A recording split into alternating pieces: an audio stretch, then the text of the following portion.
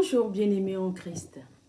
Quand on a rencontré Jésus-Christ le Sauveur et qu'on a goûté à l'atmosphère de paix, de joie et d'amour qu'il diffuse, on ne peut que se demander comment pourrait-on vivre sans. Et si la jeune fille Marie avait dit non à la demande transmise par l'ange Gabriel de porter en son sein l'enfant Jésus, que serait-il arrivé? Jésus ne serait pas venu à ce moment-là. Et le point d'ancrage dans le temps, avant Jésus-Christ et après Jésus-Christ, n'aurait pas été le même, car la naissance de Jésus marque une nouvelle référence de temps calendaire. Peut-être même que la venue du Messie aurait été retardée de quelques siècles, voire de quelques millénaires, différant ainsi la disponibilité du salut en Jésus-Christ, qui est un véritable privilège pour les générations qui se sont succédées depuis la venue de Jésus et donc aussi pour notre propre génération. Notre verset du jour vient de l'exclamation de Jean-Baptiste en Jean 1, 29, qui, apercevant Jésus qui se dirigeait vers lui, s'écria: Voici l'agneau de Dieu qui ôte le péché du monde. Voilà une présentation succincte, mais en même temps complète de Jésus. Complète parce qu'elle précise bien la mission de Jésus dont le nom signifie Jéhovah sauve ou Dieu sauve. Si Jésus n'était pas venu, rien n'aurait pu ôter le péché du monde. Dieu nous serait encore étrangers, car éloigné de nous à cause de nos péchés. Le plan de salut de l'humanité par le sacrifice de Jésus à la croix n'existerait pas.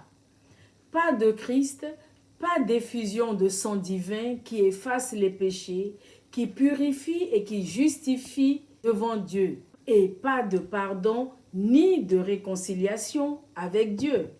La nouvelle alliance par le sang de Jésus n'existerait pas, donc personne ne naîtrait de nouveau. Conséquence, personne n'entrerait dans le royaume de Dieu, personne ne deviendrait co-héritier de Christ, pas d'adoption en tant qu'enfant de Dieu. En Jean 14, 6, Jésus déclare: « Je suis le chemin, la vérité et la vie.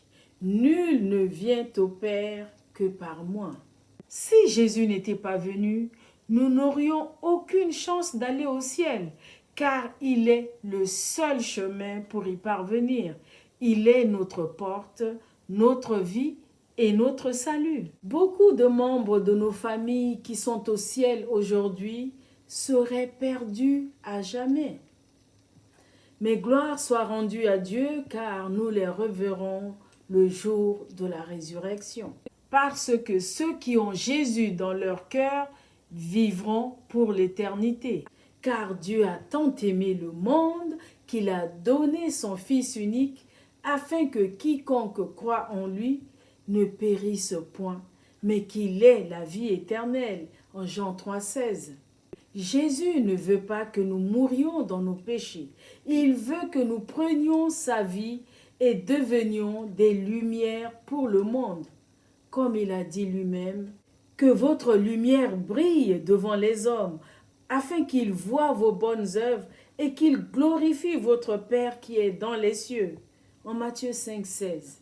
Et en Jean 10, 10, Jésus déclare: « Je suis venu afin que les brebis aient la vie et qu'elle l'ait en abondance. » Si Jésus n'était pas venu, nous serions toujours dans l'obscurité et nous n'aurions jamais pu communier avec lui. C'est parce qu'il est venu qu'il nous a envoyé le Saint-Esprit pour nous guider et nous conduire vers Dieu, pour produire en nous l'amour, la paix, la joie, la patience, la bonté, la bienveillance, la foi, la douceur, la maîtrise de soi. C'est parce qu'il est venu qu'il a rendu le ciel tellement accessible que nous pouvons nous approcher avec assurance du trône de grâce parler à Dieu à travers nos prières et recevoir ses réponses. Bien-aimés, si Jésus n'était pas venu, il n'y aurait pas eu d'évangile ni de vérité du ciel. La malédiction du péché n'aurait jamais été levée de nos vies.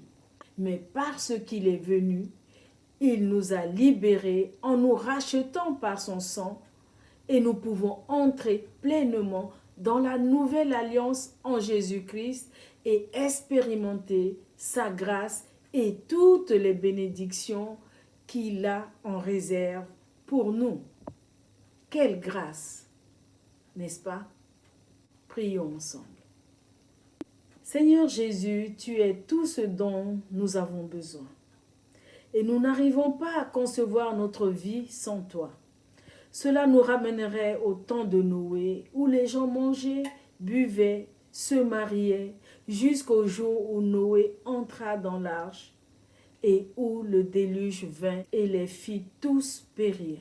Ce qui arriva également du temps de Lot, où les gens mangeaient, buvaient, achetaient, plantaient, bâtissaient et ne se laissaient pas faire, jusqu'au jour où Lot sortit de Sodome et où une pluie de feu et de soufre tomba du ciel et les fit tous périr. Il en sera de même au jour où le Fils de l'homme paraîtra. Ce jour, c'est maintenant.